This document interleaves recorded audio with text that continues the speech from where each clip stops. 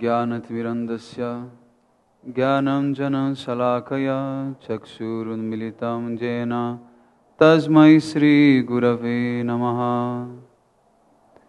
नारायणं गुरुं वन्दे शरण्यं भक्तबान्धवं गौरमनविष्टं पूर्णं राधादास्यं प्रदायका कृपानुगचार्यवर्यं श्रीरूपमञ्जरीप्रेष्ठकं पतितपावनबन्धव युगाचार्य नारायणम्। गुरवे गौरचन्द्राय राधिकायै तदालये कृष्णाय कृष्णभक्ताय तद्भक्ताय नमो नमः। नमः श्रेष्ठमनुमपि शचिपुत्रमत्र स्वरूपं रूपं तस्सग्रजं उरुपुरीं मातुरीं गोष्ठवतीं राधाकुन्दं गिरिवरं महो राधिकामदवसं प्राप्तो यस्या प्रतितकृपया श्रीगुरु तं नतोऽस्मि। मुखं करोति वाचालं पङ्गुलं गायते गिरिं यत्कृपतमहं वन्दे श्रीगुरुदीनतारणम्। वञ्चाकल्पतरुभ्यश्च कृपासिन्धुभ्य एव च पतितानं पावनेभ्यो वैष्णवेभ्यो नमो नमः। नमो महावदन्याय कृष्णप्रेमप्रदायते कृष्णाय कृष्णचैतन्य नमने गौरत्विषे नमः। हे कृष्ण करुणा सिन्धु दीनबन्धु जगत्पते गोपेश गोपिकाकन्त श्रीराधाकन्त नमोऽस्तुते। तप्तकञ्चन गौरङ्गी राधे वृन्दावनेश्वरी वृषभानुसुते देवी प्रणमामि हरिप्रिये। जयतं सुरतोपं गौर्मम मन्दमतिर्गति मत्सर्वस्य पदम्बुजो राधा मदनमोहनो दिव्यवृन्दरण्यकल्पद्रुमदः श्रीमातिरत्नगरसिंहासनस्थौ श्री श्रीराधा श्रीलगोविन्ददेवो प्रेष्ठलिभिः सेव्यमनो स्मरामि। श्रीमं रसरसरम्बि वंशीवात ततः स्थितः करसं वेणुस्वनाय गोपीनाथ श्रियेस्तु नः। ॐ वृन्दाय तुलसीदेवै प्रियायै केशवास्य च कृष्णभक्तिप्रदे देवी सत्यवत्यायै नमो नमः। श्रीकृष्णचैतन्य प्रभु नित्यानन्द श्री अद्वैत गदाधर श्रीवासदि गौरभक्तवृन्द।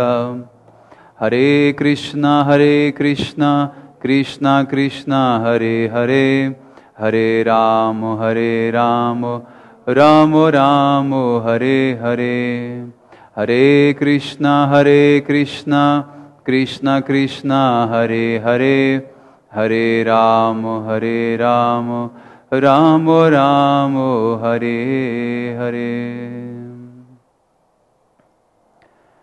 Então, primeiramente, eu gostaria de começar oferecendo as minhas mais humildes e respeitosas reverências aos pés de lótus do meu mestre espiritual, Om Vishnupada Paramahamsa Paribhrajakacharya Ashtottara Sata Srimad Bhaktivedanta Narayana Goswami Maharaj, e também ao mesmo tempo a todo o nosso Sirupanu Gauriya Guru Varga, a todos os Tridandis Sannyasis, Brahmacharis, Vaishnavas, Vaishnavis e a todos os convidados aqui hoje presentes, a minha mais respeitosa reverência.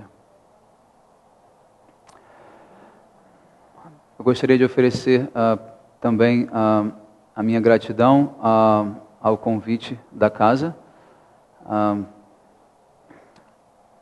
e também agradecer aos esforços da nossa equipe, do Cláudio Nigro, da Dona Maria Helena, do Júlio, e também dizer que é uma grande honra, né, estar aqui hoje na presença de todos vocês.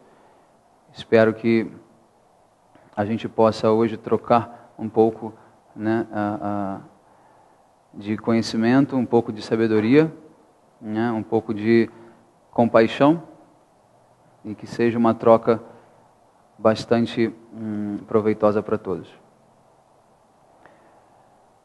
Bom, meu nome é Gokul Chandra Das. Tá? Eu sou natural do Rio de Janeiro e há 8 anos eu estou radicado na Índia, vivendo nos mosteiros Vaishnavas e me dedicando à prática de Bhakti Yoga, né, ao estudo, né, das escrituras védicas. E após esses 8 anos vivendo na Índia e sendo treinado dentro dessa nossa linha de Bhakti Yoga, eu agora estou tendo essa oportunidade, né, de viajar pelo Brasil, fazendo uma série de palestras, né, e introduzindo um pouco desse conhecimento milenar, desse conhecimento atemporal, que é o conhecimento védico, e tentando explicar um pouco, né, desses mistérios, né, contidos, né, nas escrituras sagradas, que não são tão fáceis de serem entendidas, né? Nós sabemos que por milhares e milhares de anos, né, diversos sábios, né, yogis, grandes mestres estão estudando a literatura védica e orando pela misericórdia do Senhor Supremo para que esse conhecimento fique acessível, né, para toda a humanidade. Então, basicamente, eu gostaria hoje de introduzir alguns pontos bem simples, tá, para a nossa compreensão do que é o conhecimento védico, o que é a essência do conhecimento védico, tá, e de que forma esse conhecimento, essa sabedoria pode estar nos auxiliando no nosso dia a dia e também na nossa busca, né, pela verdade suprema, né, e finalmente pela comunhão com Deus. Tá? Quando nós falamos em conhecimento, a palavra Veda significa conhecimento, né, em si. Então, quando a gente fala em conhecimento, né, de que forma nós podemos conhecer algo, né, de que forma uma informação pode nos chegar de forma precisa, né, quando a gente observa qualquer objeto ou qualquer fenômeno, né, diante de nós. Então, os Vedas, eles apresentam 9 diferentes maneiras de você conhecer algo na realidade material. Dentre esses 9, 3 são válidos. 3 não nos levarão a total erro. Ou total acerto ou parcial acerto, mas não total erro. Um deles chama-se Pratyaksha. Pratyaksha significa a percepção dos sentidos. É o conhecimento que nós temos do mundo através dos nossos sentidos, tá? Dos nossos 5 sentidos. Externamente, né, através dos 5 sentidos, e internamente através, né, da mente e das emoções. Uma outra forma de conhecer, né, o mundo é chamada de Anumana. Anumana significa inferência. Tá? Inferência significa você associa 2 conhecimentos para chegar a uma terceira conclusão. Ou seja, onde há fumaça, há fogo, né? Se há fumaça na montanha, há fogo na montanha. Certo? E nós temos uma terceira categoria de conhecimento, ou de forma de se conhecer algo, chamado Shabda Brahman. Shabda Brahman é o conhecimento, ou o método de se conhecer algo, que vem através de uma revelação de uma entidade superior à nossa.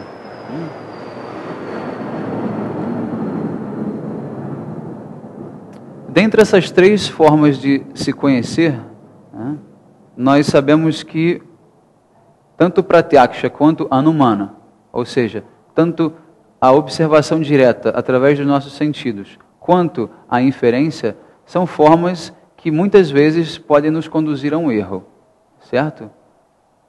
Através dos nossos sentidos nós temos percepções corretas da realidade, mas nem sempre, válidas. Devido ao limite dos nossos sentidos, muitas vezes nós somos colocados em situações de contradição ou em situações de incapacidade de chegar a uma conclusão final sobre algo. Nós não conseguimos ver através da parede, nós não conseguimos ver muito de longe, nós não conseguimos escutar muito de longe, nós talvez não conseguimos saborear algumas vezes alguns temperos devido a alguma doença, por exemplo, E por aí nós temos uma série de limites nos nossos sentidos, certo? E por si só também a anumana, ou inferência, não é totalmente correto, porque ela também depende de uma percepção dos sentidos. Então, quando você diz que onde há fumaça, há fogo, e se você vê a fumaça no alto da montanha, você julga que ali haja fogo, pode ser que o fogo já tenha se apagado, por exemplo, e só haja de fato a fumaça.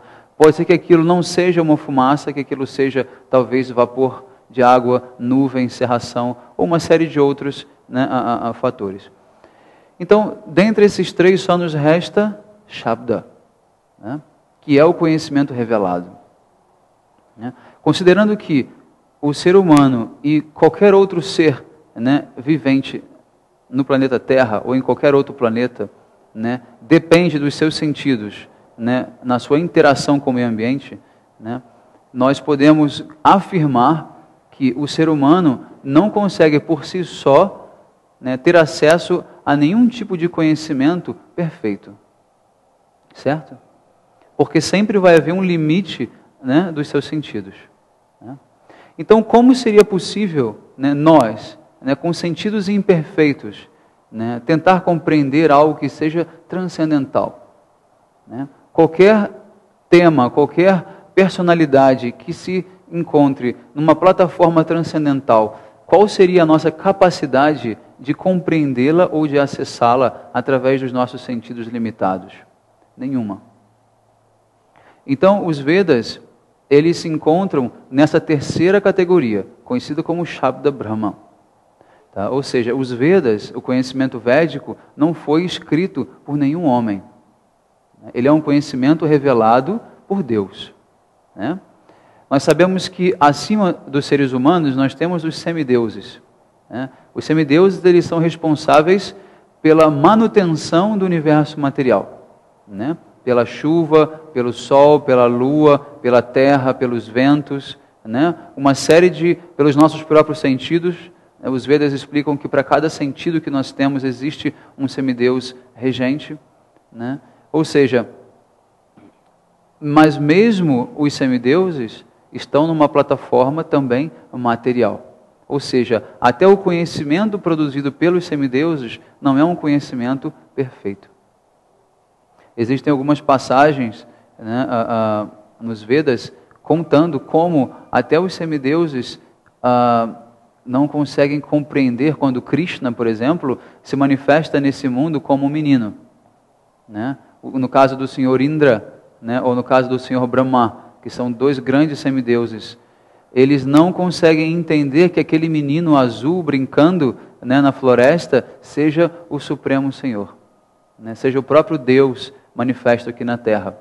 E eles desafiam aquela personalidade, a Krishna, nessa forma de menino, como ele se manifesta, e acabam, na verdade, cometendo uma grande ofensa. Isso é descrito no chamado Bhagavatam, Mahapurana. Essas histórias são histórias reais. Relatam como até os semideuses não conseguem compreender quem é Deus. Então, o que dirá de nós, seres humanos? Tentar entender algo que esteja completamente transcendental, ou seja, além da capacidade dos nossos sentidos de compreender, analisar e concluir. Certo? Então, esse conhecimento védico, ele deve ser né, revelado por Deus, pelo próprio Deus. Né? E como nós sabemos, né, só o próprio Deus pode se revelar como tal. Né? Só Deus pode se revelar assim como Deus. Né? Se nós somos incapazes de compreender qualquer coisa transcendental, né, como nós poderíamos ser capazes de apontar quem é Deus?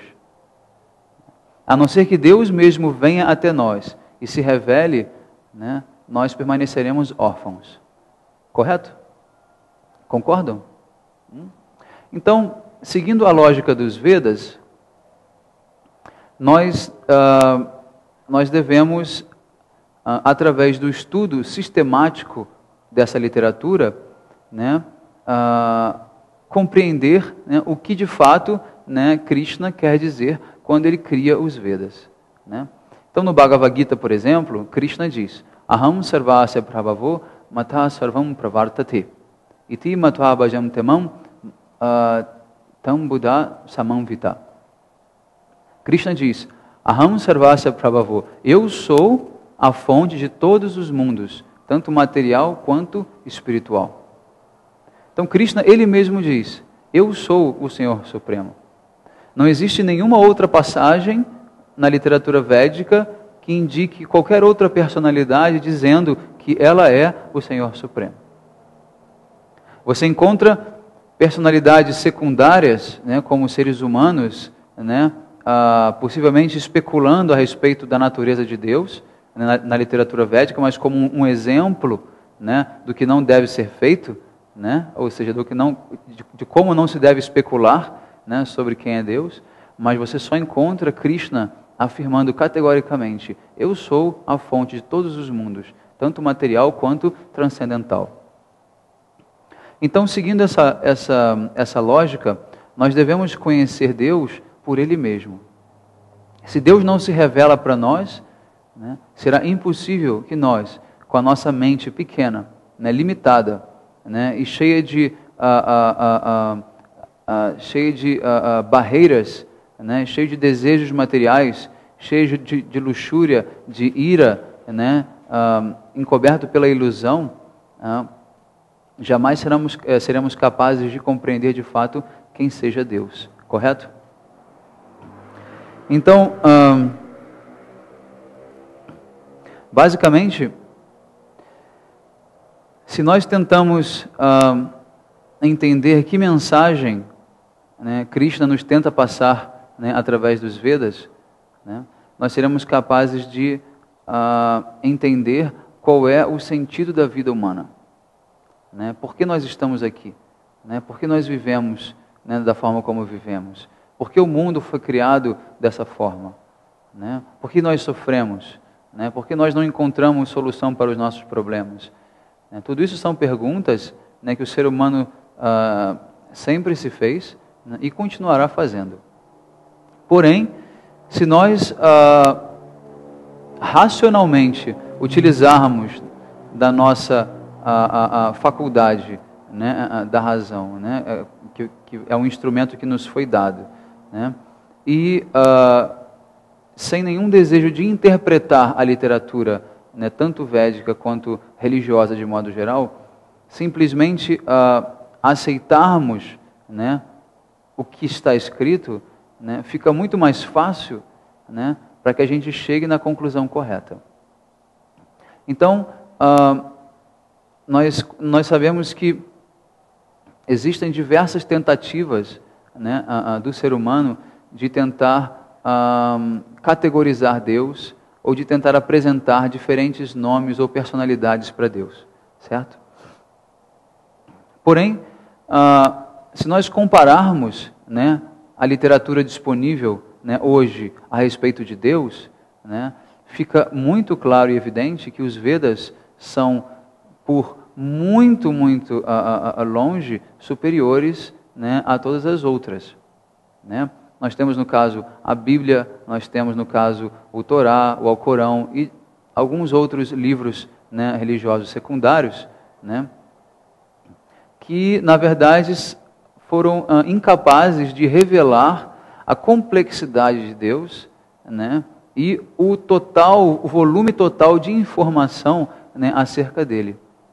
Mas quando nós chegamos nos Vedas, nós vemos que os Vedas, eles não se limitam a um livro só, né? São centenas de livros, né? É muito mais do que qualquer enciclopédia, né, disponível nesse mundo. E os Vedas, na verdade, são a nossa verdadeira enciclopédia, né? Ali você encontra informação sobre tudo o que há nesse mundo, né? Então, se você tem o desejo de compreender quem seja Deus, né, você não pode simplesmente dizer, né, Deus é tudo, Deus é um, né, todos somos Deus, Deus não tem nome, ou então Deus tem todos os nomes, né, ou todos os caminhos levam a Deus, todas as religiões levam ao mesmo caminho, ao mesmo ponto, ao mesmo objetivo, né? Isso, na verdade, é uma tendência reducionista, né, daquele indivíduo que não consegue compreender, né, o que de fato essas escrituras e esses processos, né, estão revelando, né? Então, desde já nós podemos separar o joio do trigo, ou seja, nós podemos dizer que as religiões, né, as grandes literaturas sagradas, elas não dizem a mesma coisa, né? O destino, né, traçado por cada uma dessas literaturas religiosas não é o mesmo, né? A ideia de paraíso, a ideia de perfeição, a ideia de mundo, a ideia de homem, a ideia de Deus presente em cada uma delas não é a mesma, né? Basta uma análise simples, não é verdade, sobre essas escrituras, né? Então, é necessário que nós tenhamos muito cuidado, né, e tenhamos um olhar de cientista, né, quando nós desejarmos compreender algo que está além dos nossos próprios sentidos, né? Então, os Vedas, eles se apresentam como, na verdade, não um livro religioso apenas, mas como um livro científico. Por quê? Porque o conhecimento perfeito, ele deve ser demonstrado, ele deve ser explicado, né, de modo sistemático, né, porque ele é perfeito. Ele não passa por uma subjetividade, ele não passa por um caminho do coração ou por um caminho de uma emoção subjetiva que varia de acordo com cada pessoa. Não, ele tem que ser um conhecimento universal, um conhecimento que se aplique a todos nós incondicionalmente. Não é verdade? Então, o único livro ou o único, né, compêndio de conhecimento que nos satisfaz nesse ponto são os Vedas, tá? Então, portanto, quando nós tentarmos primeiro, né, reproduzir, né, qualquer tipo, né, de ideia sobre Krishna, por exemplo, né, que é descrito como sendo o próprio Deus, né, nós devemos primeiro ler, né, o que os Vedas falam sobre Krishna, né, e evitar qualquer tipo de sincretismo religioso, evitar qualquer tipo de análise subjetiva, evitar qualquer tipo de especulação, né, sobre ele, né, porque, na verdade, isso não irá se caracterizar como uma representação fiel, né, da verdade de como o próprio Krishna se apresenta, né? Então, no Brahma Samhita, por exemplo, né, que é um Samhita, é uma parte dos Vedas que foi escrita pelo próprio Senhor Brahma, que é o cabeça de todos os semideuses, que é o criador desse mundo material, né, o co-criador, na verdade. Ele não faz nada independente de Krishna. No Brahma Samhita, Brahma, ele descreve claramente, no primeiro verso, Ishvara Parama Krishna Sachitananda Vigraha Anadiradri Govinda Sarva Karana Karanam. Né? Muito claro. Ishvara Parama Krishna. Krishna é Parama Ishvara. Ishvara significa controlador. Parama significa supremo. Krishna é o supremo controlador, ou o controlador supremo, né, de toda a existência. Nós temos pequenos controladores, né, que são os semideuses, né, e numa esfera menor somos nós, que de alguma forma controlamos um pouquinho da nossa vida, ou do nosso trabalho, ou do nosso meio social, mas nada mais do que isso, da nossa família, mas nada muito além do que isso. Nós temos os semideuses que vão controlar os seres humanos e vão controlar a natureza em si, né? Mas nós temos o Parama Ishvara, que é aquele que vai controlar a todos. E o nome dele é Krishna. Ishvara Parama Krishna. Na próxima linha ele diz Satchitananda Vigraha. Krishna é Satchitananda. Vigraha significa a personificação. Sat significa eternidade, né? Chit significa consciência. E Ananda significa bem-aventurança. Então Krishna, ele é a própria personificação da eternidade, da consciência e da bem-aventurança, ou seja, do amor e da felicidade. Ele é a fonte dessas três características, né? E depois diz Anadiradir Govinda.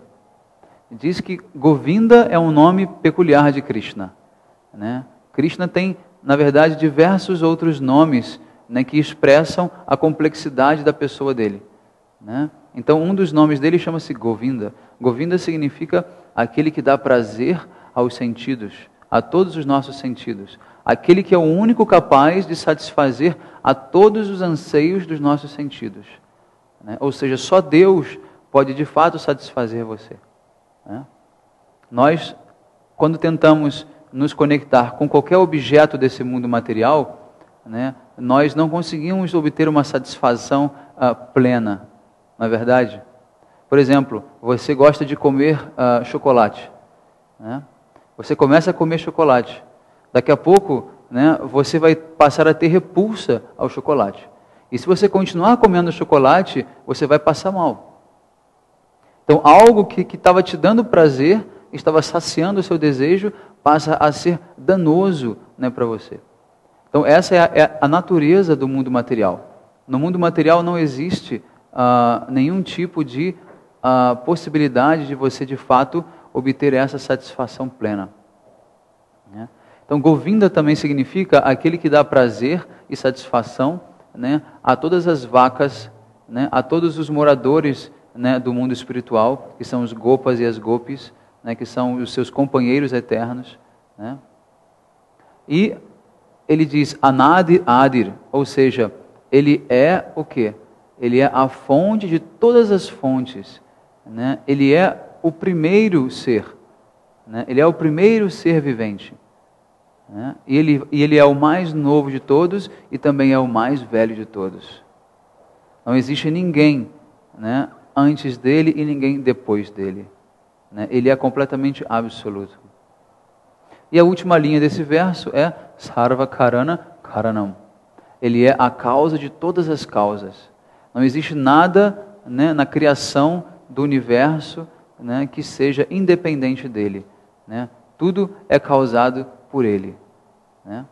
Então, esse é apenas um verso, só para explicar um pouquinho, né, sobre a posição de Krishna, tá?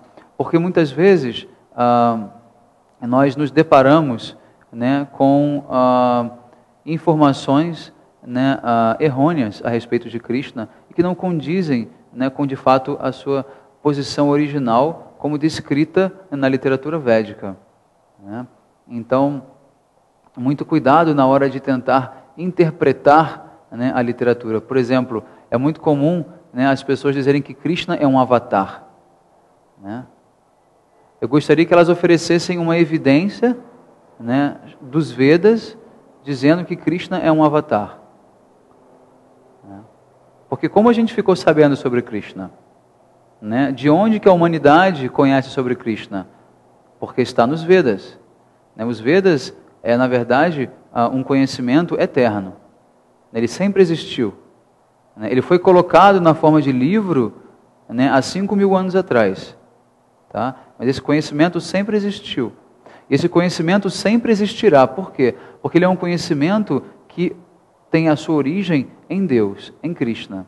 Ou seja, mesmo que todos os homens da face da terra se esqueçam desse conhecimento e que todos os livros sejam perdidos, né, uma pessoa com um pouco mais de sensibilidade pode acessar esse conhecimento, tá, no plano astral e novamente trazer esse conhecimento para a Terra, porque esse conhecimento ele é independente do ser humano, né?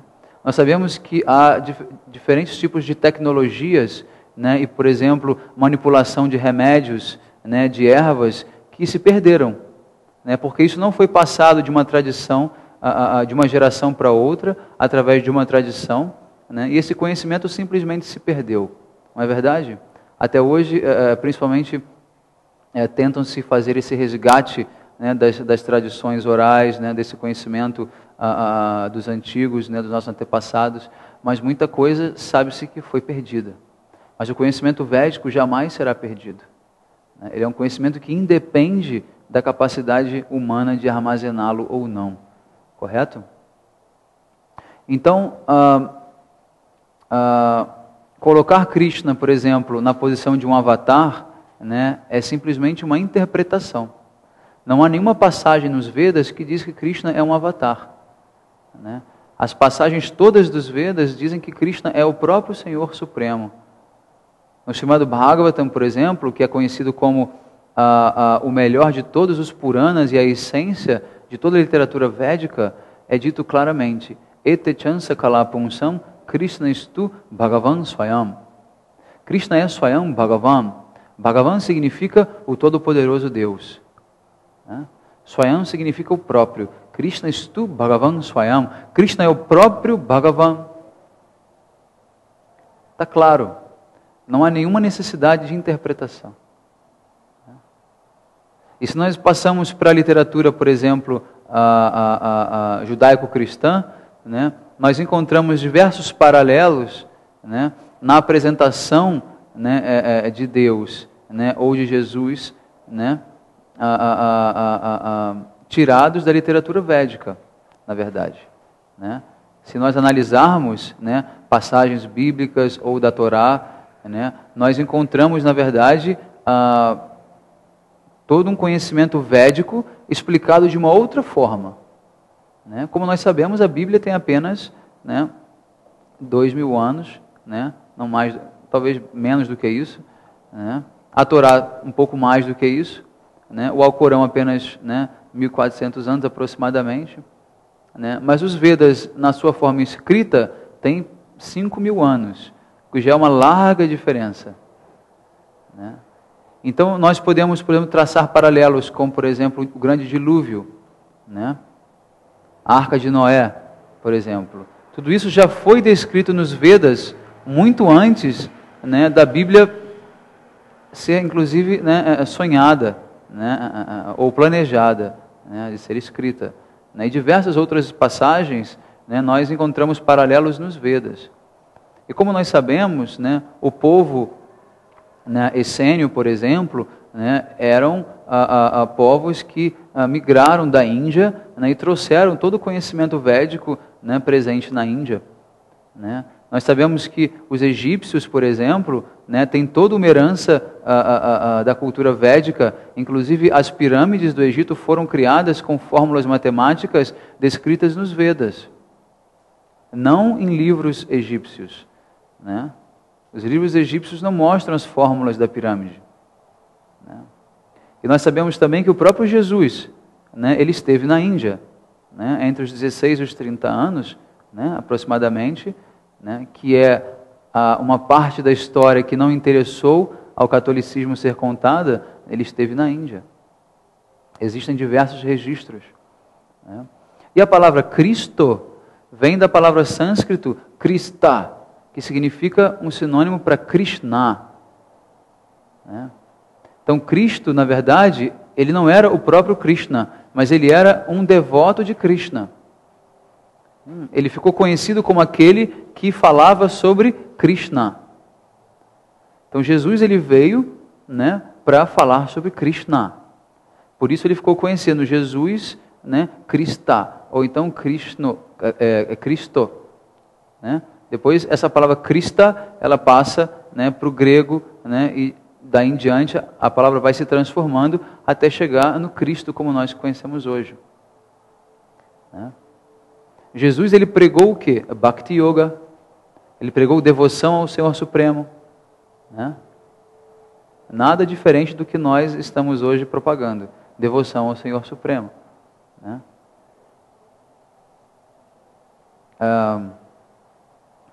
Um outro detalhe interessante é que o próprio Jesus, a vinda dele está mencionada nos Vedas, inclusive. No Bhavishya Purana, né, que é um dos Puranas, né, está descrito a vinda, né, de Jesus. Então, na verdade, toda a herança, né, dessa cultura antiga, né, que nós temos, né, judaico-cristã, inclusive da cultura islâmica, é, na verdade, uma derivação ou uma corrupção da cultura védica. Tá? Existem centenas de elementos. Eu posso dar um exemplo para vocês. Em Meca, tá? Em Meca, existe um pequeno templo, né, onde os muçulmanos fazem a sua adoração. Vocês sabem o que há dentro daquele templo? Aquele templo existe uma pedra negra, tá, conhecida como Linga, Shiva Linga. É uma pedra que representa o Senhor Shiva, tá? Chamado de Kaaba. Kaaba significa Kabalishwaram, ou o templo do Senhor Shiva. Tá? Aquele templo, né, de Meca, ele na verdade, há muitos e muitos anos atrás, né, pertenciam aos hindus. Os hindus adoravam os seus semideuses ali naquele templo. Né? E esse templo foi tomado, né, por Mohammed e pelo seu exército. Né? E como vocês sabem, por exemplo, o Islã não permite a adoração de ídolos, de imagens, correto? Mas por que eles mantiveram essa pedra negra, né, hoje em dia presa numa moldura de prata, né, e que eles fazem eles circundam, né, eles fazem uma peregrinação ao redor, né, dessa pedra 7 vezes, né, e depois eles beijam essa pedra. Né?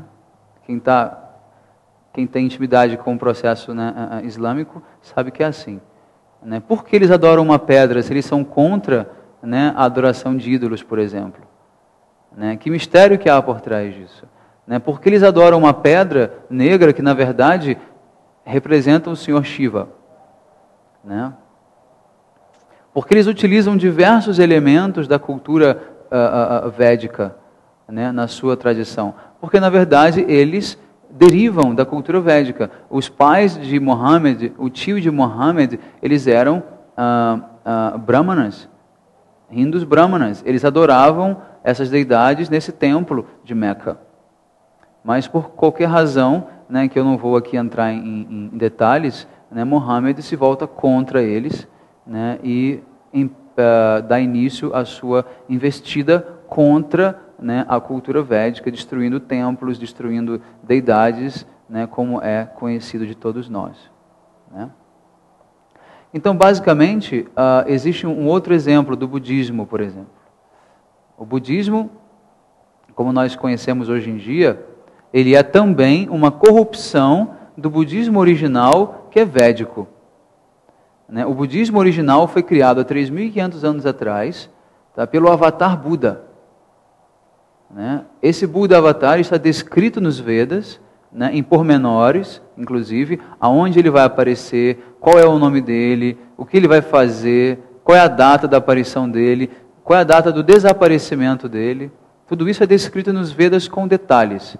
Né? Os Vedas não deixam a desejar em informação alguma. Não há necessidade nenhuma de você tentar interpretar os Vedas ou colocar em programas de computadores, tentando fazer análises, né, correlatas de dados, sílabas, né, e tentando encontrar o que na verdade não há. Não. Os Vedas não têm essa necessidade. Os Vedas são claros, diretos e explícitos. Então o budismo, né, ele nasce há 3.500 anos atrás, quando o Avatar Buda, ele vem pregar a ahimsa, a compaixão. Né? Naquela época, os hindus, de forma geral, estavam começando o consumo da carne. Né? Eles estavam utilizando do ritual sagrado, né, do sacrifício de animais, né, para simplesmente consumir a carne deles. Então Krishna, ele envia esse avatar para dar um basta nessa matança indiscriminada de animais, em nome, né, dos sacrifícios védicos, né, e esse Buda prega contra, né, os próprios Vedas, inclusive. Né? Ele tenta tirar essas pessoas, né, dessa tradição, né, de matança de animais através dos rituais de fogo, né, para torná-las pacíficas, né, compassivas, né, porque nós sabemos que o consumo da carne ele é um impedimento, né, à nossa evolução espiritual. Né? Nós sabemos que se nós consumirmos o cadáver, né, de qualquer entidade viva, nós estamos, na verdade, não só, né, cometendo um grande pecado, né, quando também poluindo o nosso ser. Né? Ao invés de você nutrir o seu ser de vida, né, de luz, né, de alimentos que foram dados a nós por Deus, né, para nos auxiliar, né, na nossa expansão da consciência, nós estamos, na verdade, colocando o quê? Areia em cima de tudo isso, consumindo carne. Né? Então, esse Buda, ele dá início a esse processo da pregação sobre a ahimsa, ou a compaixão. Tá? Mais tarde, né, aproximadamente 1000 anos atrás, né, nós tivemos o surgimento, né, do Buda moderno, conhecido como Siddhartha Gautama, né, ou Sakyasingha Buda, né, que nasceu no Nepal, né, e que veio a pregar a meditação Vipassana. Tá? Devido à própria, né, dificuldade do ser humano em estudar as coisas apropriadamente, né, ou de manter memória suficiente, os dois Budas foram confundidos. Né? Então, automaticamente, hoje pensa-se que esse último Buda, né, é o grande Buda fundador do budismo. Não. Na verdade, esse último Buda, né, que inclusive é hoje mantido pelo Dalai Lama, né, eles inclusive comem carne. Né? Eles não têm uma prática, na verdade, que nos leve, né, à pureza, à purificação, à compaixão. Eles são, na verdade, o oposto do outro budismo, que é o budismo original da compaixão, né, trazido pelo Buda Avatar. Tá? Então, nós vemos que todas as religiões, todas as grandes culturas, todo o conhecimento da humanidade, né, ele deriva de uma só cultura, que é a cultura védica. Ele deriva de uma só língua, que é a língua sânscrita. Né? Ele deriva de um só Deus, né, que é Krishna. Né? Yahvé, por exemplo, né, como é descrito na Torá, né, Yahvé é, na verdade, Yadava. Yadava é um outro nome de Krishna. Né? É o nome de Krishna, é o nome de Deus proibido, né, de 3 sílabas, né, que é Yadava. Né? Ele simplesmente representa como Yahvé, ou Jehová, né? Yadava, na verdade, é um nome de Krishna também. Né? Então, na verdade, não é necessário nenhum tipo de meditação, nenhum tipo de austeridade, né? Nenhum tipo de esforço maior. Basta estudar a história para se aproximar de Deus. Eu não falei aqui nada além de história. Né? Então, esse é só o começo. Né? Imaginem só vocês, né, o quão complexo é, né, esse caminho em direção a Deus. Né? Que apenas pelo viés da história nós já temos uma série de confusões. Né? Agora, se você entra dentro da filosofia em si, ou dentro da prática em si, né, são mais complexidades ainda. Né? Então é necessário um estudo muito sistemático.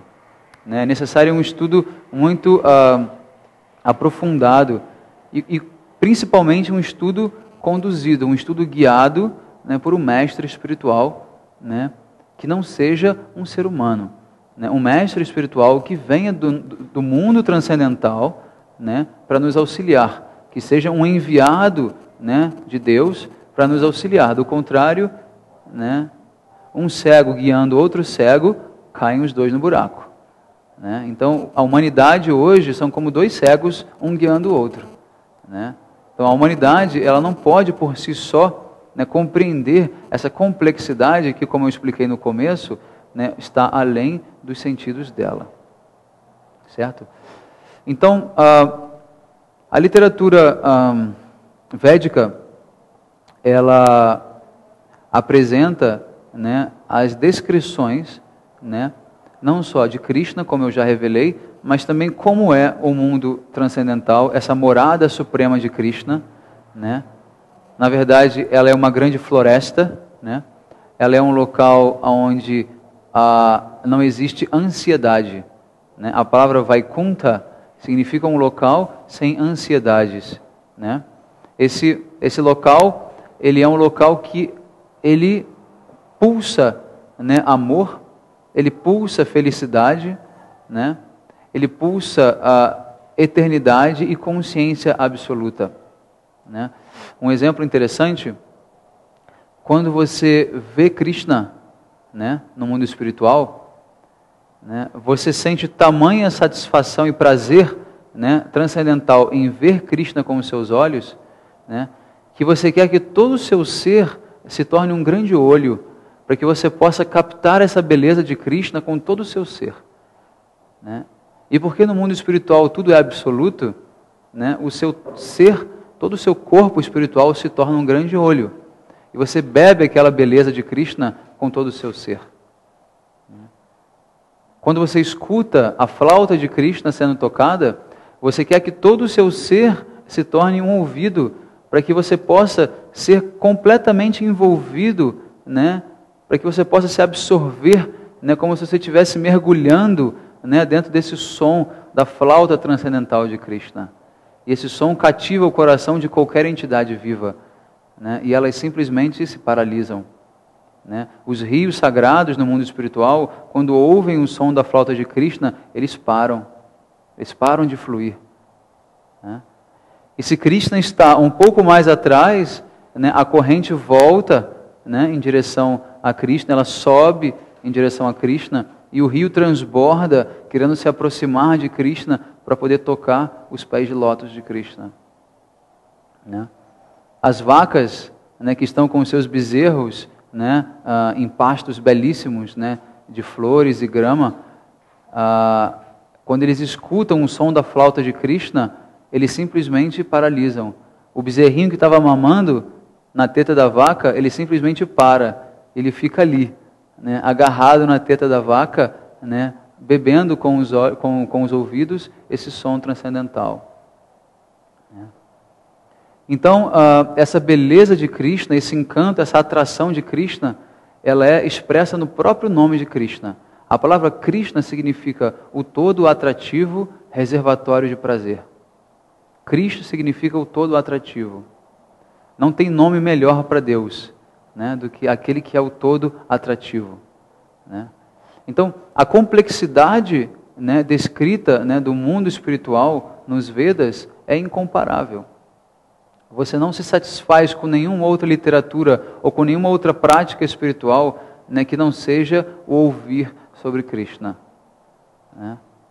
E nós podemos também, né, sentir prazer também nesse mundo, nesse corpo, ao ouvir sobre Krishna também, né? Porque Krishna, ele é a única coisa que vai nos de fato trazer felicidade, né, e amor, né, que nós tanto desejamos. Nós sabemos que a fonte do nosso sofrimento nesse mundo é a nossa tentativa de ser feliz nesse mundo. Nós não podemos ser felizes nesse mundo. Esse mundo não foi feito para nós sermos felizes. Porque Krishna não quer que você se perca nesse mundo sem Ele. Então só há um local para ser feliz, é no mundo transcendental, na morada eterna do Senhor Supremo. Apenas lá você pode ser feliz. Por isso Krishna tenta de todas as formas, ele se esforça para trazer você até Ele. Ao máximo ele se esforça. E se você dá um passo em direção a Krishna, Ele dá 100 passos em direção a você. Deus tem muito mais desejo de estar conosco do que nós com Ele, né? Mas Ele não deixa tudo isso tão fácil, né? Por quê? Porque se fosse fácil, né, nós também rejeitaríamos facilmente, né? Tudo que se ganha fácil, se rejeita fácil. Então Krishna quer de fato ver, será que nós somos capazes, né, de amá-lo verdadeiramente? Será que nós somos capazes de enfrentar qualquer desafio né, para estar com Ele? E outro, será que nós somos capazes de abdicar da nossa independência e do nosso egoísmo para dedicar as nossas vidas, né, ao serviço dele? Como eu disse antes, Krishna é Satchit Ananda. Essa é a natureza dele, né? E nós, almas, nós viemos de Deus, né? E por termos essa origem comum, né, nós temos as mesmas qualidades que Deus. Ou seja, nós também somos Satchitananda, certo? Ou seja, a nossa capacidade, né, de sentir e de experienciar, né, o mesmo amor que Krishna sente, né, está presente em nós. A nossa natureza também é amor. A nossa natureza também é servir, né? Porém, somente conectado com Ele, essa natureza é ativada. Você não pode ativar essa sua natureza de alma com nenhum outro ser vivo nesse mundo. Assim como o fogo sobe, né, em direção ao sol, porque o sol é a fonte do fogo, assim como a alma automaticamente desce porque ela quer chegar no mar, independente de qualquer ponto da terra que você coloque água no chão, essa água tende a descer, porque ela quer chegar no mar.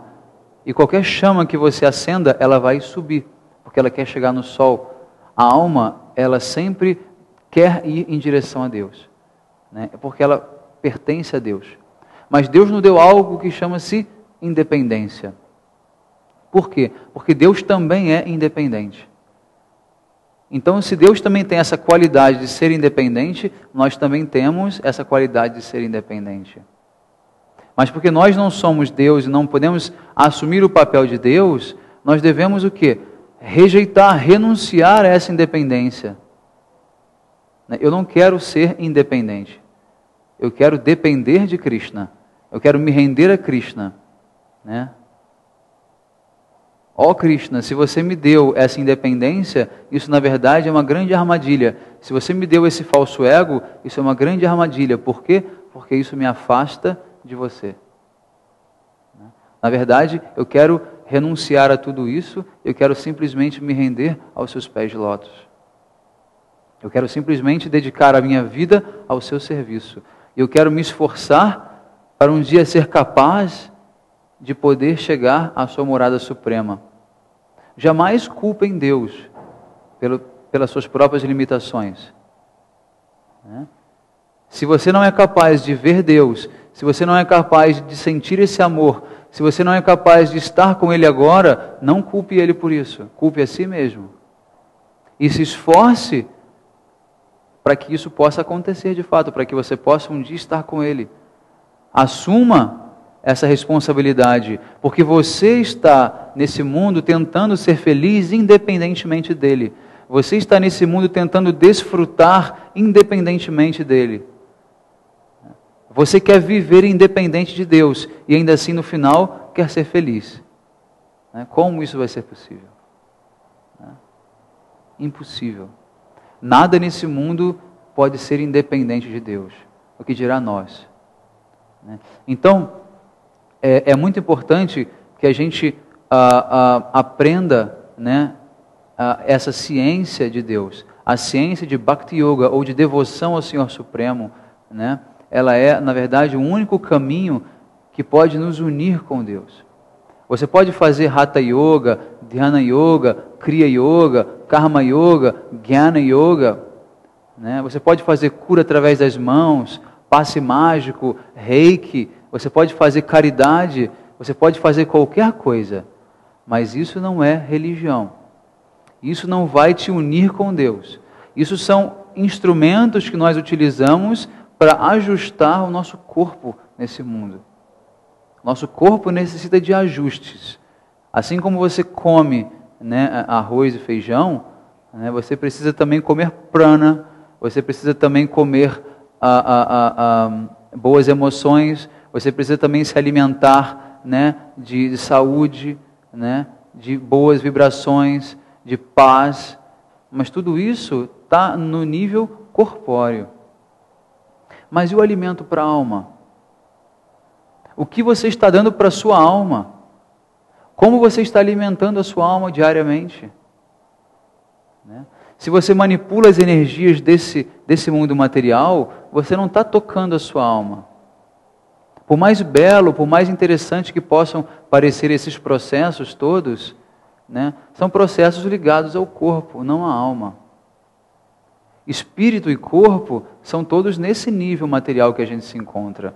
São sutis, são grosseiros, mas são materiais. A alma é outro departamento. Que alimento você está dando para a sua alma? O que você faz diariamente para despertar a devoção da sua alma por Deus? Que prática nós temos diárias que nos aproximam de Deus? Isso é muito importante.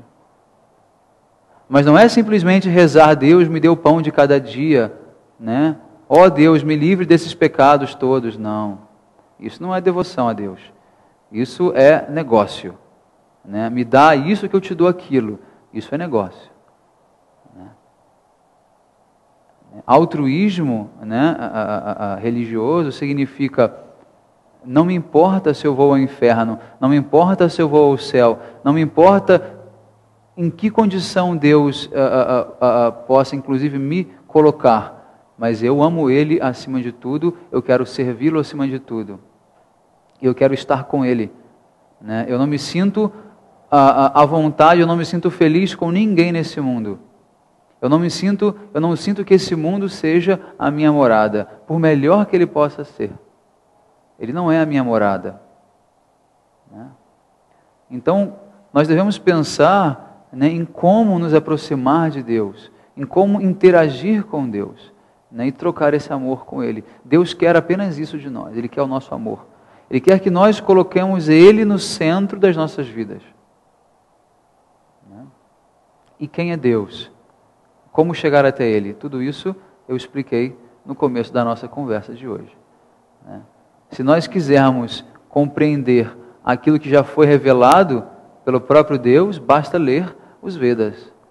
Basta compreender. Está tudo aí, diante de nós, bem claro, bem simples, sem nenhum mistério. O mistério, na verdade, é uma ignorância humana, não é uma condição divina. Deus não criou nada com mistério, Deus não manteve nada misterioso. Está tudo revelado. Basta você ter a capacidade de compreender e de acessar esse conhecimento. Por isso o tema da nossa palestra de hoje é o segredo de Deus. Na verdade, Deus não mantém segredo nenhum. Deus nos revelou tudo.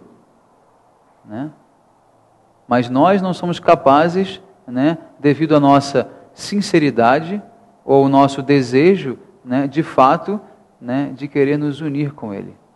Em nome de Deus são feitas guerras, são feitas diversas atrocidades, uma série de aberrações, e principalmente, em nome de Deus, o ser humano se coloca na posição de Deus. Quantas pessoas não clamam ser Deus? Quem aqui, por exemplo, nunca ouviu alguém dizendo que é Deus? O ser humano tem essa pretensão.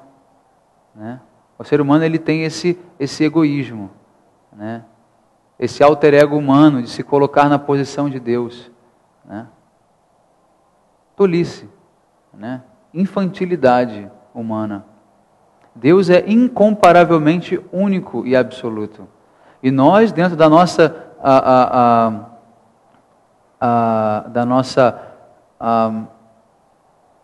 atomicidade, da nossa insignificância, nós clamamos ser Deus. Eu sou Deus. Mas todos os dias temos que ir para casa, dormir, comer, ir ao banheiro, ficamos doentes, temos problemas no trabalho, temos que pegar um ônibus lotado, temos que pagar as contas, mas continuamos sendo Deus. Isso, na verdade, é uma grande infantilidade humana. Aceite a sua posição de servo de Deus. Deus é único. Ninguém jamais pode se igualar a Deus. O que dirá ser melhor do que Deus? Mas hoje em dia, em nome, né, do enriquecimento, em nome da fama, né, nós temos centenas de falsos gurus ou falsos mestres, né, clamando, eu sou Deus. Né? Coloca-se uma túnica, né, branca, deixa-se a barba crescer, né? Faz-se todo um estilo de voz, né? Cria-se um cenário favorável. Isso não é religião, isso chama-se sedução. Isso chama-se charlatanismo. Né? E a pessoa diz, eu sou Deus, me adorem, eu sou Jesus, eu sou Buda, eu sou isso, eu sou aquilo. Né? Essas pessoas merecem a cadeia. Na Índia, né, quem clama ser Deus e engana os outros, vai para a cadeia. Né? Então, são questões que aqui no Ocidente parecem muito sedutoras. Né? Uma pessoa se apresentar dizendo, eu sou Deus. Né? E você também. Aí ele coloca você, ele te dá uma chance também. Você também é Deus. Mas veja, agora você deve me adorar. Eu não vou adorar você. Mesmo você sendo Deus, é você que me adora, não eu que te adoro. Né? É coerente? O Guru vem e diz, todos nós somos Deus, mas todos devem adorar ao Mestre. O Mestre não adora a ninguém. Isso é infantilidade. Né? E desse mundo está cheio.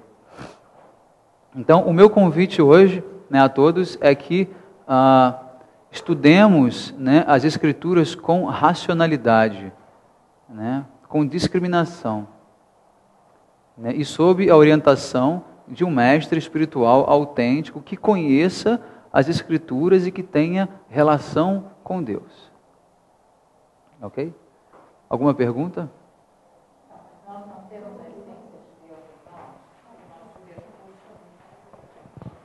Nós não temos a essência de Deus em nós, e o nosso percurso como seres humanos não é de buscar a perfeição e de... É isso? Sim. É uma pergunta? É uma pergunta e queria uma confirmação sua, porque... Sim. Exatamente. Porque o estudo e tudo é isso. Nós temos a essência de Deus em nós, e nós estamos encarnados em diversas encarnações e reencarnações para justamente irmos nos lapidando, né?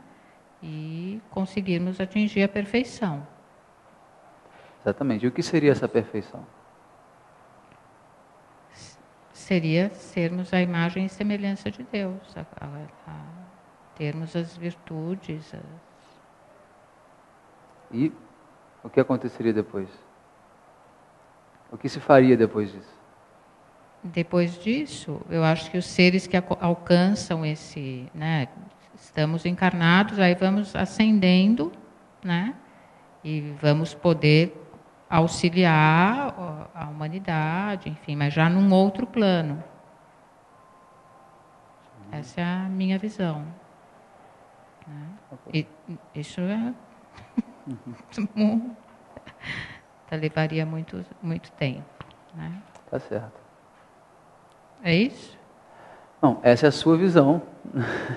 Então, mas eu gostaria então que você fizesse um paralelo das suas colocações com essa visão. Bom, no que difere, né? Ok.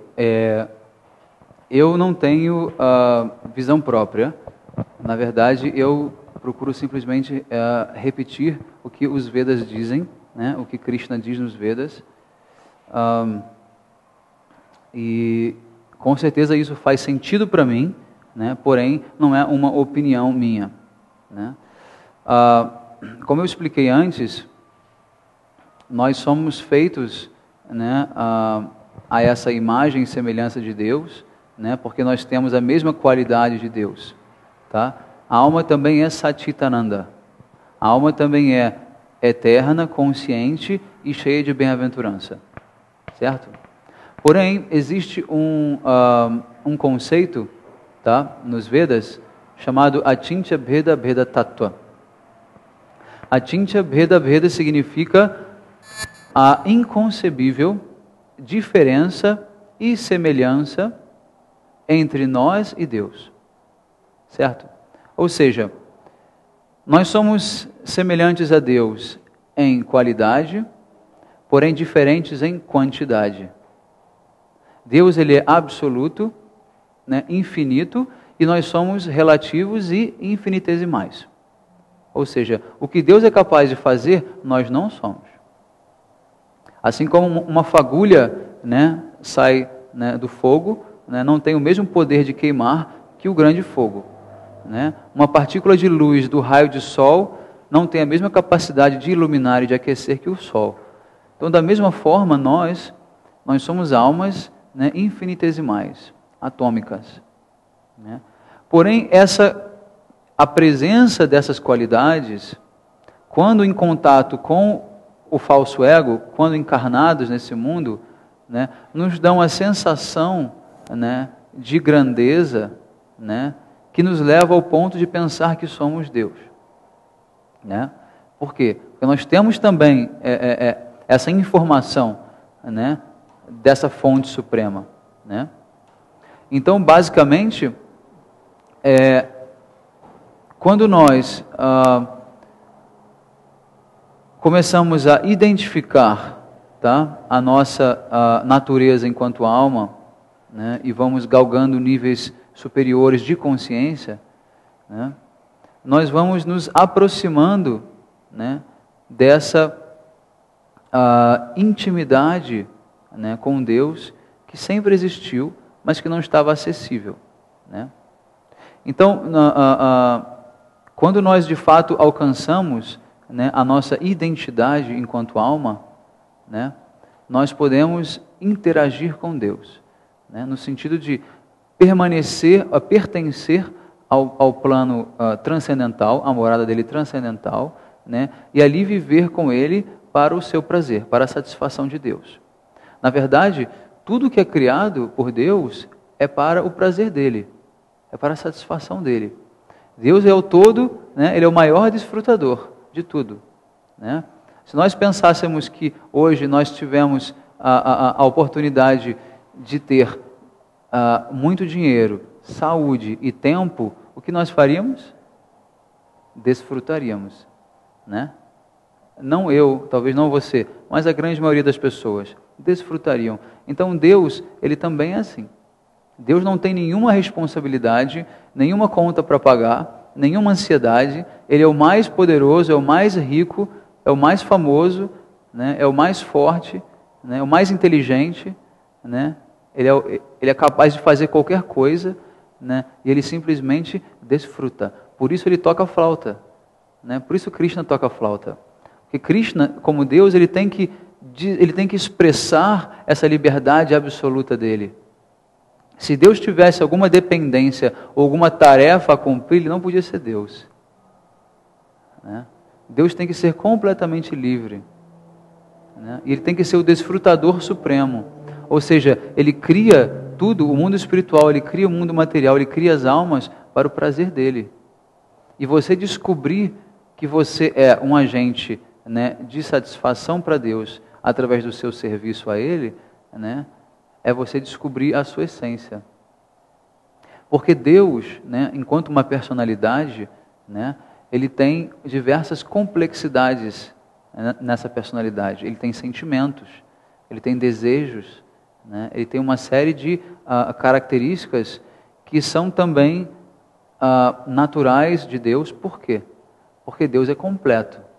Se Deus não fosse completo, não seria Deus.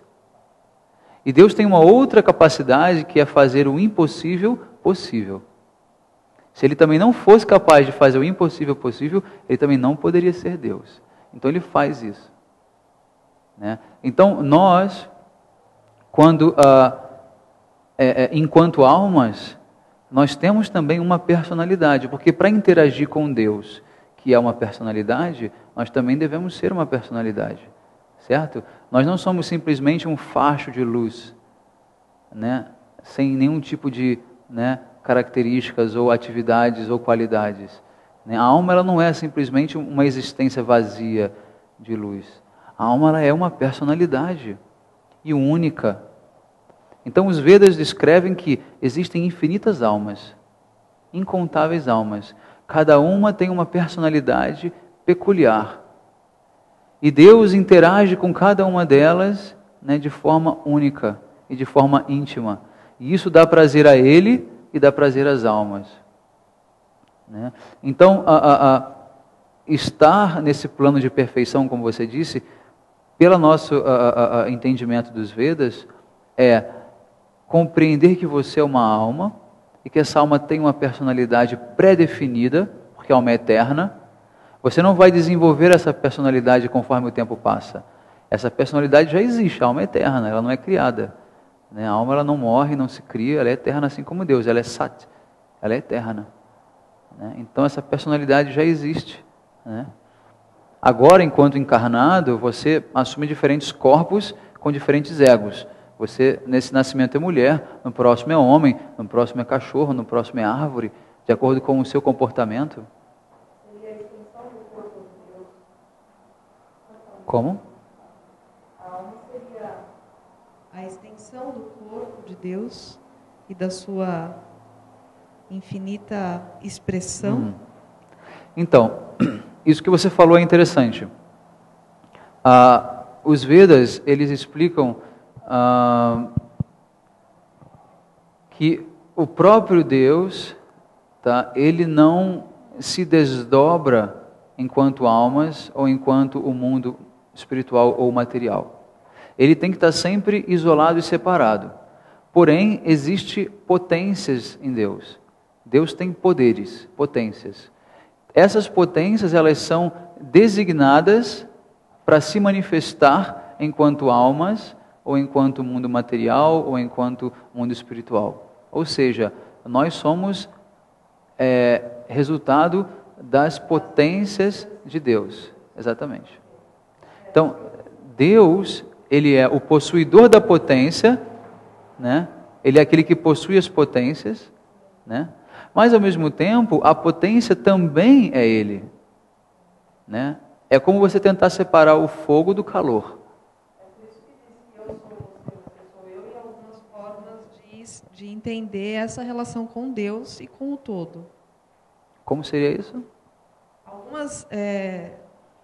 Algumas tradições, né, espirituais dizem que para que nós possamos até nos aproximar de Deus ou nos sentirmos realmente filhos, né, amados, no sentido de que eu sou você, você sou eu, seria como uma relação especular ou uma relação de espelho, né, onde o ser ele pode se ver também, né, como uma imagem, aí sim, né, em Deus, mas através dessa potência, né, talvez através dessa força, e aí ter a possibilidade de se aproximar ou até de se fusionar, fundir, né, com as qualidades de Deus, e a partir disso, sim, manifestar essas qualidades também no plano físico. E é a partir dessa manifestação é que você pode encontrar, então, o caminho mais próximo da perfeição, acredito, né, que seria a purificação dos sentidos, para que, então, consiga sentir a presença de Deus em si. É isso que eu sinto. Certo. Quanto a essa premissa, né, de eu sou você, né, você sou eu, é, na verdade, uma questão muito debatida, né, pelos Vedas, porque, na verdade, se todos nós fôssemos um e o mesmo, né, na verdade, não haveria nenhuma distinção, né, entre Deus e eu. E qual seria o sentido de Deus, né, encarnar como eu e viver esses desafios, essas, né, limitações da vida mundana, se Ele já é um ser perfeito? Então, Deus, ele não precisa de nenhum tipo de aperfeiçoamento. Então, portanto, Deus não deveria estar no meu papel, como eu ou como você, aqui nesse mundo, buscando evolução. Né? Então, na verdade, nós temos, como eu falei, uma semelhança em qualidade, de acordo com os Vedas, mas não em quantidade. A quantidade, ela já nos separa eternamente, né? Os Upanishads, né, o Svetasvatara Upanishad, ele dá um exemplo, ele explica Nityo Nityanam Chetanas Chetananam Eko Bahunam Yo Vidadhati Kamam. Nityo Nityanam. Nityo significa eterno, ok? Nityo, um ser eterno. Nityanam, infinitos seres eternos. Isso. Chetanas Chetananam, um ser consciente, absolutamente consciente. Chetana significa consciência. Absolutamente consciente e milhares, infinitos outros seres também conscientes. Tá? A única forma de nos unirmos com Deus é através do amor. É quando a gente comunga desse amor. Mas enquanto personalidade e enquanto inclusive corpo mesmo espiritual, essa unidade jamais existirá, né? De acordo com a visão dos Vedas. Né? Sim, eu entendi isso. Mas eu entendo que, assim como você, existem outras pessoas e correntes filosóficas que, né, explicam essa questão da unidade e do desejo de se fundir em Deus. Né? Isso são né, sentimentos que existem, né? Porém, de acordo com a literatura védica, isso não corresponde a uma possibilidade real, né? Devido à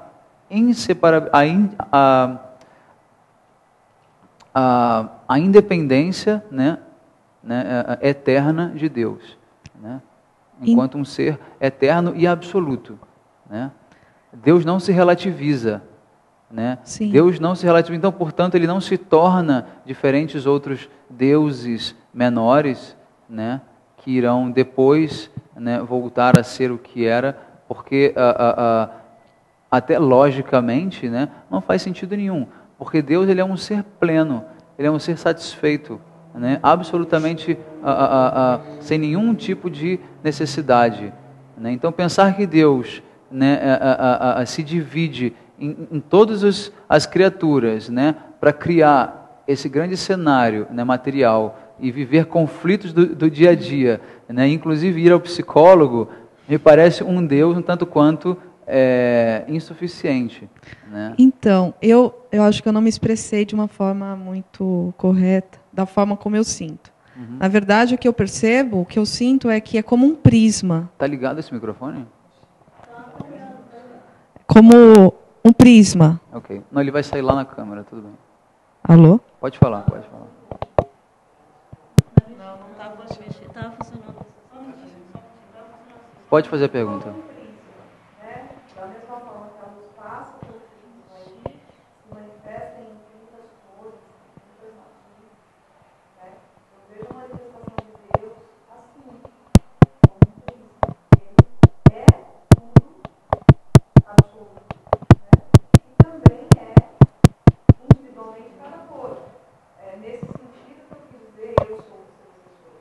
Na verdade, é um caminho que, naquele exato momento, com aquela circunstância, com aquele contexto, a minha alma, que se personificou, né, se manifesta através de determinadas qualidades que esta personalidade precisa aprender né, e assimilar e fundir dentro do coração através da energia do amor, e então, sim, né, se aproximar da energia de Cristo.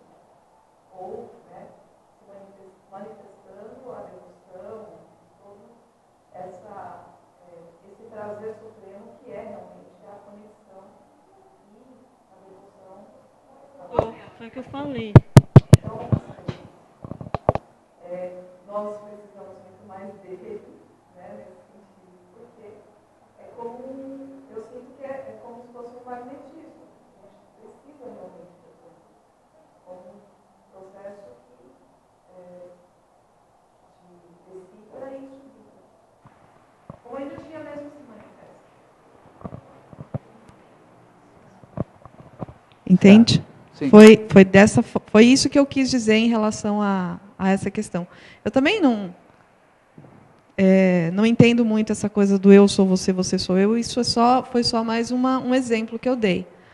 O que eu sinto realmente é dessa forma, como eu acabei falando, como um raio, né, único, que se expande como luz, através de suas potências e suas qualidades, como as matizes infinitas das cores que se expressam no prisma. É assim que eu vejo, eu sinto. Ok. Mais alguma pergunta?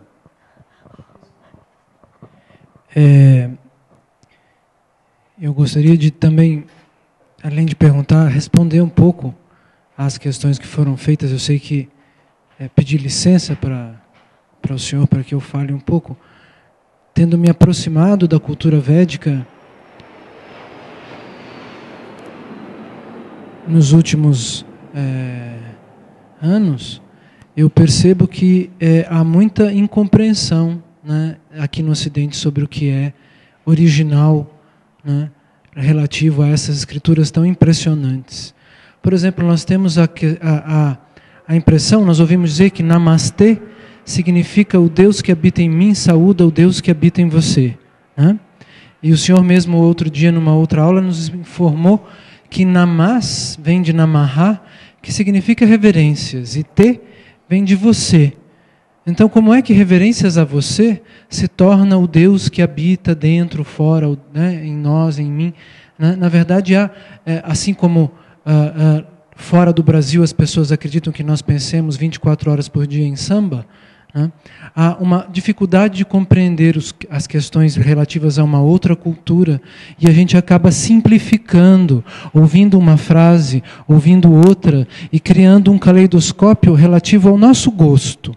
Enquanto essas escrituras, pelo que o senhor tem ensinado nas aulas que eu tenho acompanhado, né, elas são relativas a algo que é eterno e transcendente. Os sábios nos dizem que a gente tem que passar através da humildade, né? Tudo sei que nada sei. Se eu não fico de joelhos, eu não avanço. Para que seja necessária a humildade, é necessário que Deus seja diferente de mim, né? Eu não me ajoelharia para mim mesmo. Eu me ajoelho e abaixo a cabeça para o Ser Supremo, né? Esse é o motivo, na verdade, né, pelo qual nós estamos aqui, a dificuldade de compreender essa diferença. Os Vedas, se eu não me engano, o senhor, por favor, me corrija, nos dizem que nós temos como uma inveja de Deus, nós gostaríamos de ser iguais a Ele, por isso nós temos que aprender essa diferença aqui encarnados, né? A compreender que nós jamais seremos iguais a Ele, ainda que nós somos qualitativamente iguais a Ele, né? Nós também somos divinos, mas não somos o Supremo, né? Essa pequena lição é o motivo pelo qual nós estamos encarnados, não é? Então, essa humildade é necessária, e a compreensão de que Ele é maior, eterno e diferente de mim, né, também é necessária. E se render, a parte linda, né, o que os santos fazem quando vão, né, mendigar ou comer pão seco num mosteiro abandonado? Eles vão se render a algo maior, né? Esse é o verdadeiro processo, e não talvez a nossa vontade, né, natural até, de sermos iguais a Ele. Nós somos como Ele, mas jamais iguais a Ele, né? De uma certa forma. Exatamente. É bem por aí.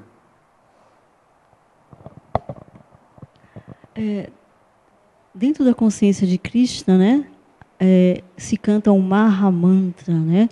Que é Hare Krishna, Hare Krishna. Eu gostaria que o senhor me explicasse o significado de cada palavra desse mantra. Uhum. Bom, o Mahamantra, ele é, né, o veículo, né, que nos conduzirá, né, até Krishna, até Deus, né? Porque através desse Mahamantra nós estamos chamando, né, por Deus, né, pelo seu nome direto, né, Krishna. Mas Deus, Ele não vem só, como eu expliquei antes, Ele vem com a sua potência, né? Então, essa sua potência chama-se amor, né? O amor, ele depois se subdivide em diversas outras potências, né? Infinitas potências, que criam, que mantêm, que vão destruir, que vão, enfim, né, gerar diferentes a complexidades, né, nos seres, inclusive na própria personalidade de Deus. Então, basicamente, Hare, né, é o invocativo de Hara. Hara é o feminino de Hari. Hari é Deus, Krishna. Então, Hara é a deusa, ou seja, é a parte feminina que é justamente a potência de Krishna. Krishna, ele é o aspecto masculino, ele é o Purusha, né? Ele é aquele que possui a potência. E a potência em si é o aspecto feminino, que é Radha, né? Que é a parte feminina de Krishna. Então, Hare Krishna, Radha e Krishna, o casal divino, né? E Rama, Hare Rama, né? Hare é o mesmo significado, Rama também é um outro nome de Krishna, que vem de Ramana. Ramana significa aquele que brinca com o Srimati Radha, né, com a sua potência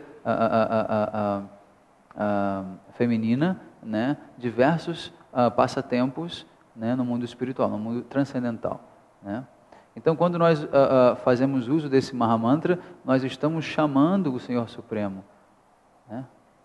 Por favor, né, se revele para mim.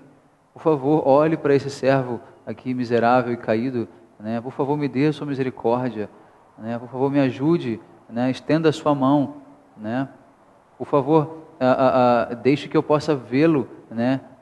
Diretamente, né? Derrame sobre mim, né? Esse oceano de amor espiritual, né? Eu já não quero mais, né, me envolver com esse mundo material. Eu já não tenho mais desejos, né, de desfrute desse mundo material. Né? Eu agora só quero você, né? Eu já te rejeitei por milhares e milhares de vidas, né? Eu venho simplesmente pensando em mim mesmo, como ser feliz, como né, sentir prazer nesse mundo, como desfrutar desse mundo, mas agora eu não quero mais. Agora eu entendo, né, que não existe nada além da relação, né, de serviço aos seus pés de lótus, né? Então você se rende a Krishna através desse Mahamantra. Por isso ele é chamado Maha. Maha significa o grande mantra. Em toda a literatura védica são milhares de mantras, ok? Mas só esse é chamado Maha Mantra. E ele é o mantra, né, que vai nos conduzir, né, de volta, né, à morada suprema do Senhor. E que irá nos purificar, né, dessa sujeira, né, que nós acumulamos por milhares de vidas, né? Só esse Mahamantra tem o poder de nos curar de fato, né?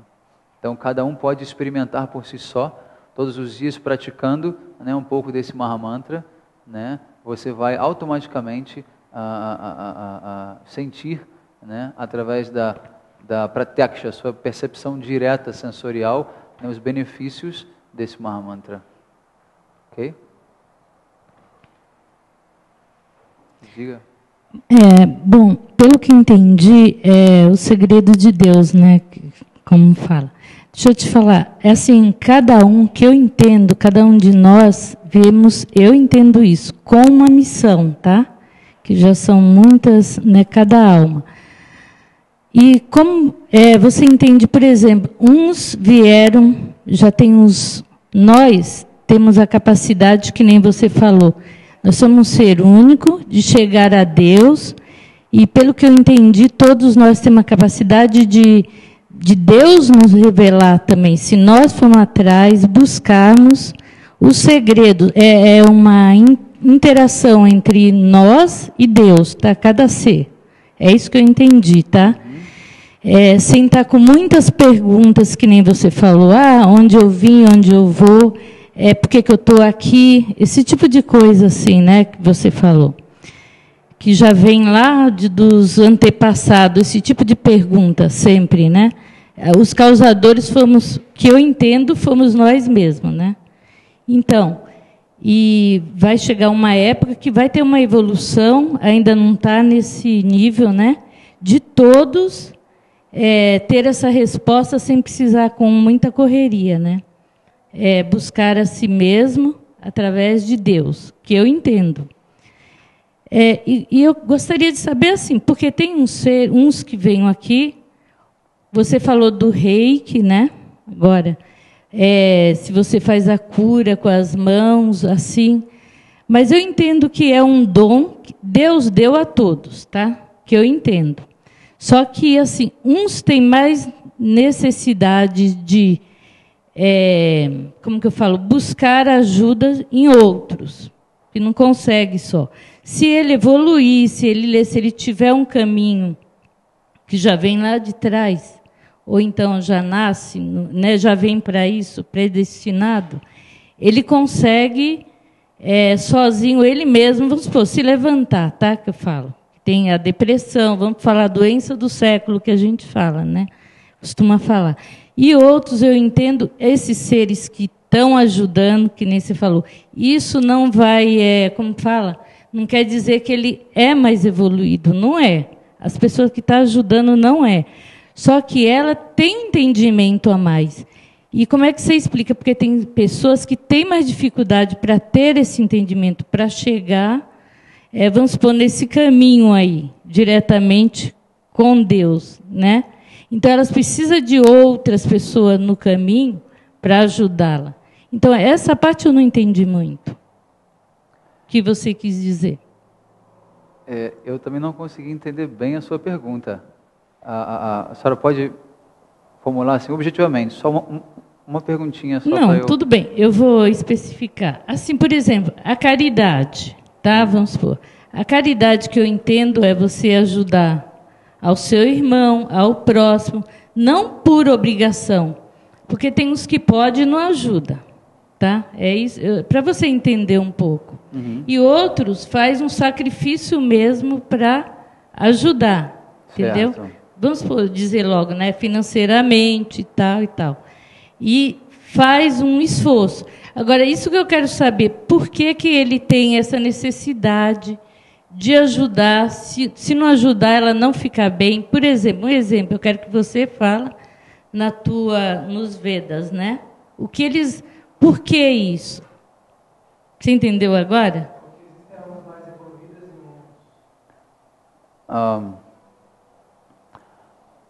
Não, a pergunta dela não é essa.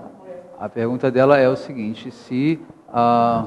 Oi, com licença, eu acho que ela quer dizer o seguinte, ela quer saber por que pessoas procuram outras pessoas para serem ajudadas a chegar até Deus, já que elas não têm a força, entendeu? Já que elas não têm a força de chegar a um caminho. Entendi.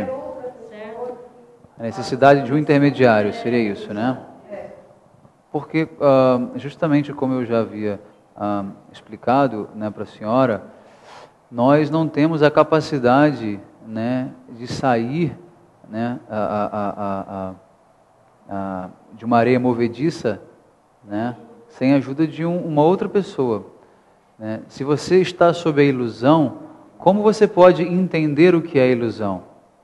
Né? Se você está iludida, como você vai saber o que não é ilusão, para que a senhora possa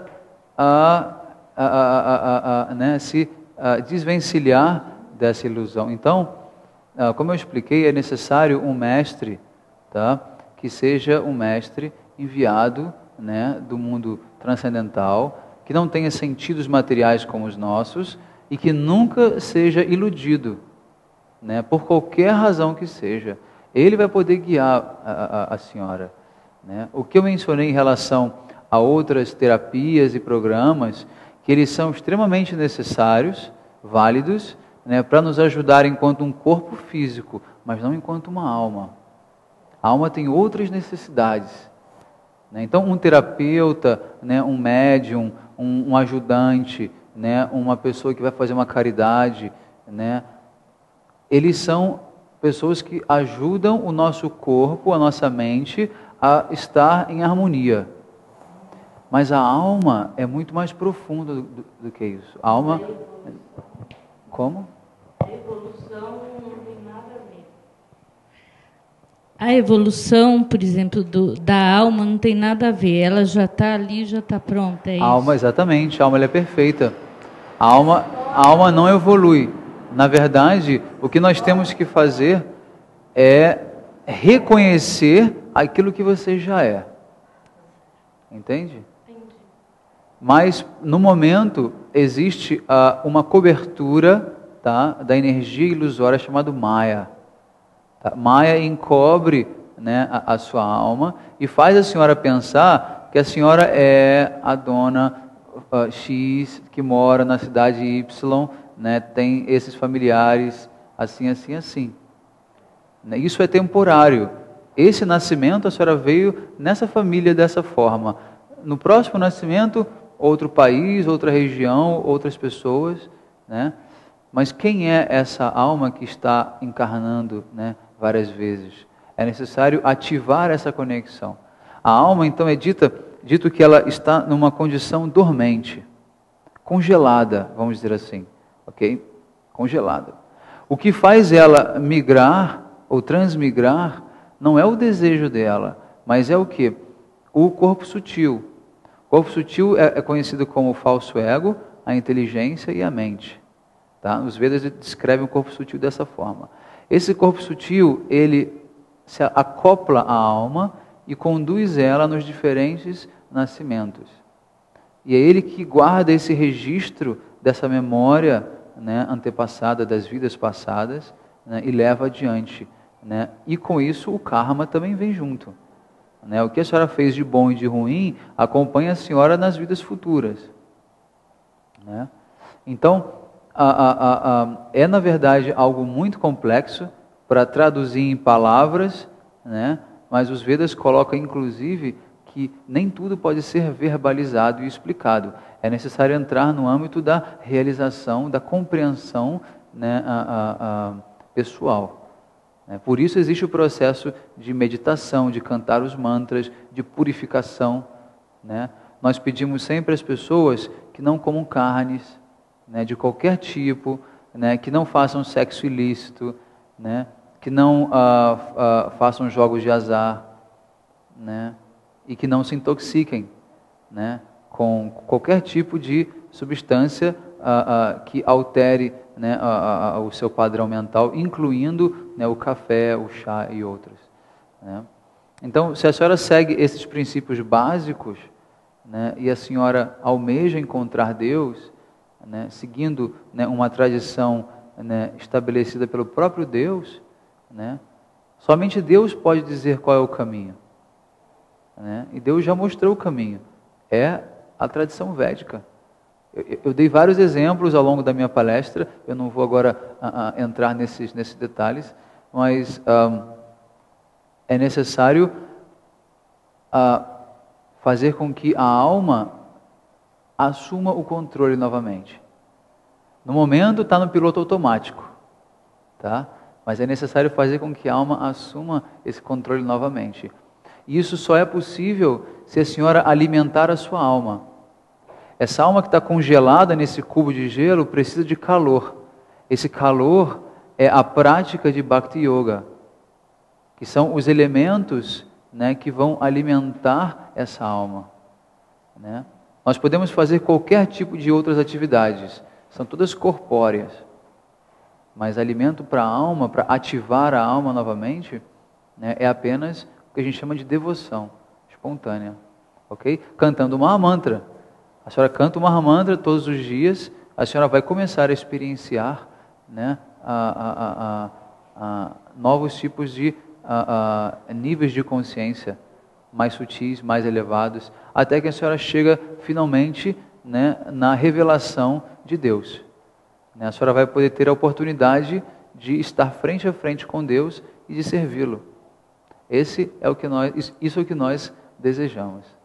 Ok? Mais alguma pergunta? Eu gostaria de dizer, Fernando, que o monge Gokula Chandradas foi convidado a voltar aqui, né, mais uma vez, por volta de junho.